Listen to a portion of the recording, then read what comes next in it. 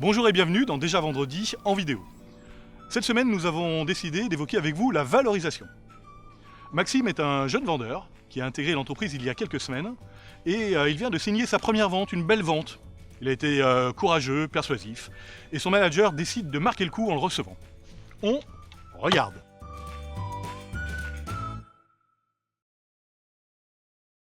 Bonjour Auguste. Salut Maxime. J'ai voulu te voir parce que quelques minutes parce que je regardais les tableaux de bord, excuse-moi, des ventes. Oui. Et puis j'ai vu une nouvelle ligne qui s'est affichée. Ça a du lieu? Ouais, j'ai vendu.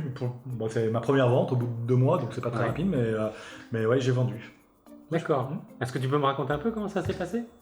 Ah bah écoute, c'était un long travail. D'abord, merci parce que tu m'avais quand même bien accompagné. Donc j'ai un peu fait ce que tu m'avais conseillé de faire. Ça veut dire c'est des gens qui ne sont pas clients chez nous. Donc il ne fallait pas les brutaliser, il fallait qu'ils s'habituent à notre présence. Donc toutes les semaines, je prenais contact avec les 3 personnes que tu m'avais données. Alors parfois avec un mail, parfois un coup de téléphone, parfois une invitation à déjeuner, parfois l'envoi d'une doc, etc. Et du coup, le jour où j'ai appelé, ils m'avaient déjà ils avaient connaissance et de l'entreprise et de moi. Donc lorsque je leur ai demandé de me rencontrer, ils ont accepté. Et puis ça a été presque plus facile que j'imaginais, quoi. Ouais. Oui. D'accord. Bon, super. Ouais. Et donc c'est bien. Et plus facile, c'est-à-dire? Plus facile, je m'étais surpréparé, je me suis dit il va y avoir des montagnes d'objections, etc. Et puis en fait, il a suffi que je les écoute, ils m'ont dit bon on va commencer à référencer 3 lignes de produits. Alors bon, j'aurais bien aimé qu'ils en prennent un peu plus, mais je me suis dit attends, assure, ils prennent les 3 lignes, donne leur satisfaction sur les premières commandes sur ces 3 lignes de produits, et puis tu auras le temps. Maintenant qu'on sera rentré chez eux, après on développera, mais pour l'instant ils nous font confiance sur un petit périmètre. Montre-leur qu'ils ont eu raison.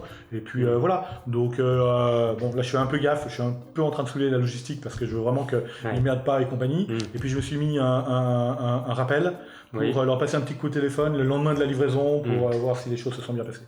Bah écoute, Auguste, oui, alors tu évoquais le fait que 3 lignes de produits, il y aurait pu en avoir une supplémentaire.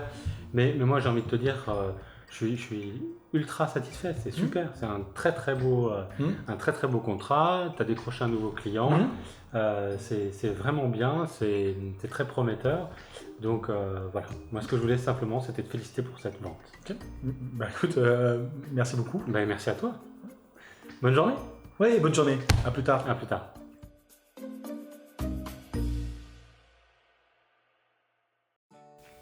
Auguste a l'air ravi de son échange avec son manager.